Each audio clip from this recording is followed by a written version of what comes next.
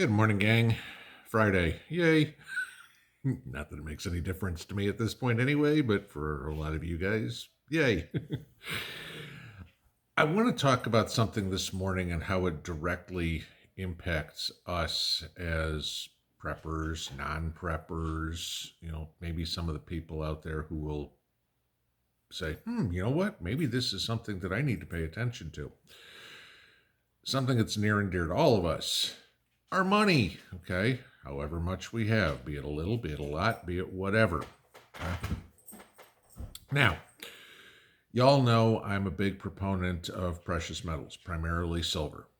Not against gold or anything like that. Think, if you can, you do it, all right? But, y'all know my ratio on that is 100 to 1. You need to own 100 ounces of silver before you even start thinking about buying any gold.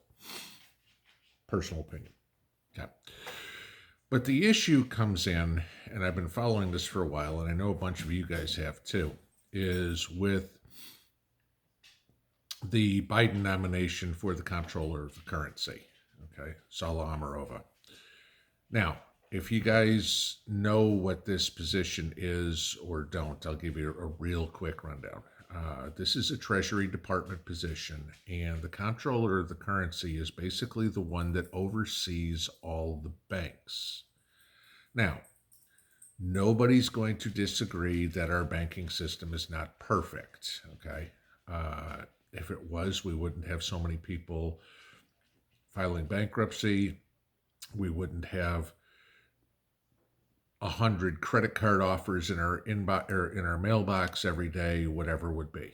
We all know the banks are there to make money, no question. Okay, they don't pay us squat for our deposits, and yet they'll go charge somebody 24% interest or whatever on a credit card to finance that hamburger.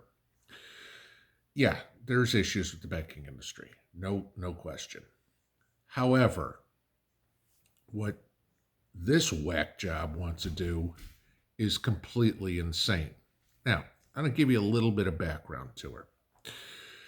She was born in the former Soviet Union, in the Republic of Kazakhstan. All right. She was a student at Moscow State University, and in 1991 was in the United States as a foreign exchange student. The Soviet Union collapsed. She was kind of stuck here. Eventually, she became a U.S. citizen.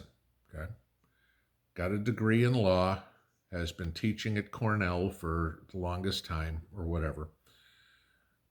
But if you go back into some of her writings in school, she's an adamant Marxist. Okay, she's now trying to distance herself from that, but is completely hook, line, and sinker sold on the communist ideas. All right. And as much as she's trying to say she's not, even in all these hearings that are going on right now, her ideas are completely communistic. Now, the reason I've waited to put this out is because there's been a whole lot of talk about everything here, and I wanted to at least wait until this got to the banking committee's question and answer period for her. And it's been going on for a couple of days now. And I wanted to see what the probability / possibility was for her getting confirmed. Now, as you can imagine, with her beliefs, the far left, which is overtaking the Democrat Party, is thrilled with her. They think she's fabulous. There's not a single GOP member who thinks she's worth shit. Okay, so then it comes into, okay, who are those moderates in the middle? And so, our normal cast of characters in Joe Manchin and Kirsten Sinema aren't sure, but John Tester, a Democrat from Montana, is also on the fence what's going on. But I want to give you the ideas of what she is. This is what, if she is confirmed, what will happen, okay, or what she wants to happen. First off, she wants to get rid of all banks. And I'm not talking about Citibank and Bank of America and, all that sort of stuff. Yeah, those are included. But also your local credit union, everything. She wants to have one bank. All banking will be done by the Federal Reserve. Okay? We know how much we all trust the Federal Reserve. This goes back to why I say she's an avowed communist. Want to know how many banks there were in the Soviet Union? Uno, okay? Gosbank, which literally translates to the state bank. This is what she wants to do, okay? Now, she is absolutely against free market capitalism in the banking industry. There's no question whatsoever. She wants the Fed to control everything, okay? Whether you can get a mortgage, whether you can finance a car, or whatever it would be, all right? Now, let's go into something more. What she wants to do with industry. And I want to give you a couple of quotes, all right? This is on video. I'm not paraphrasing this or whatever. You can go watch the video. She called the oil and gas industry a troubled industry in which a lot of small players are going to probably go bankrupt. At least we want them to go bankrupt if we want to tackle climate change, right? That's her quote. Okay. So here's somebody again who wants to totally destroy the banking industry, wants to destroy the oil industry, wants to destroy the coal industry. Does this sound familiar to anybody? Okay, where it's state-owned everything. Your bank, your energy.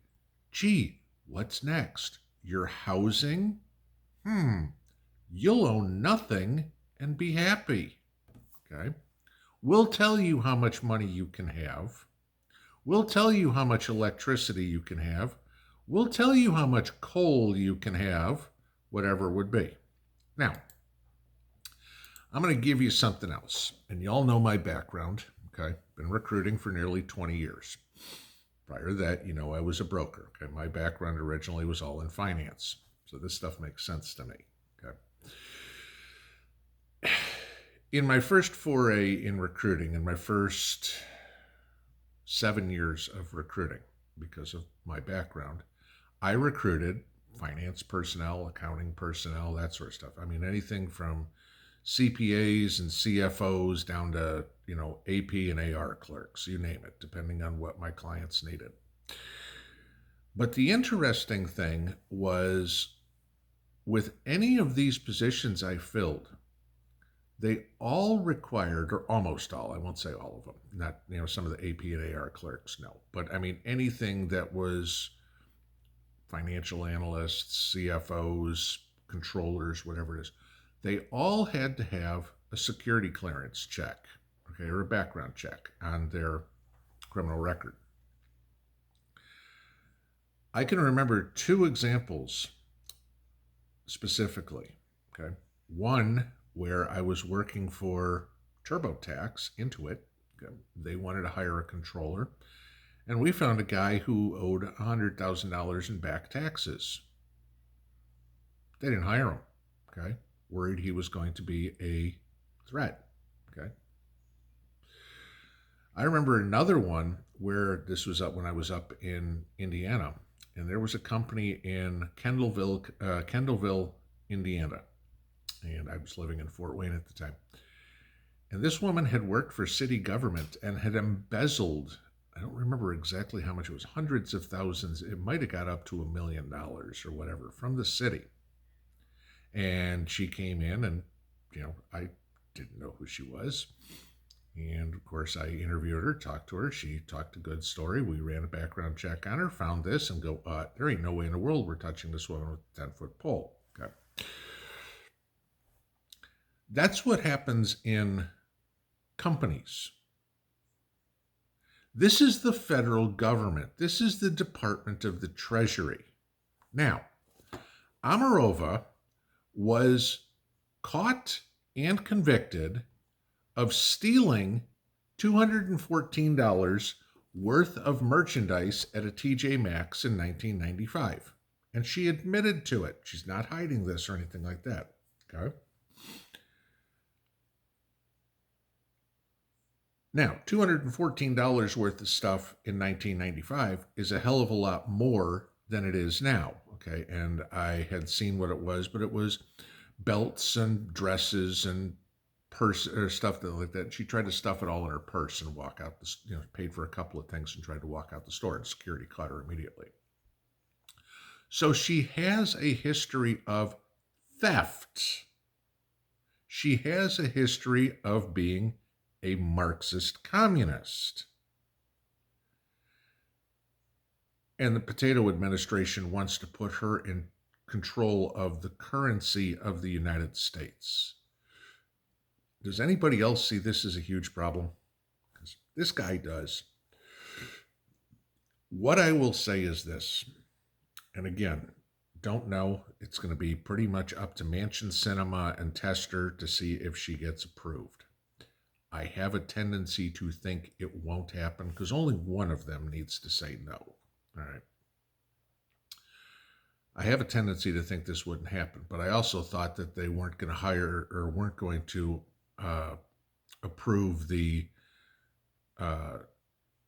woman who was spiking trees and everything like that for that post, and yet somehow she got through. So there's going to be backroom deals here that are going to get this in. But how does this affect us? If she gets in and starts pushing banks like this, it's going to be very, very, very difficult to get any business done with the bank, because the banks are going to be worried about any Monday morning they walk in and go, "You're no longer in business. We're taking all your deposits."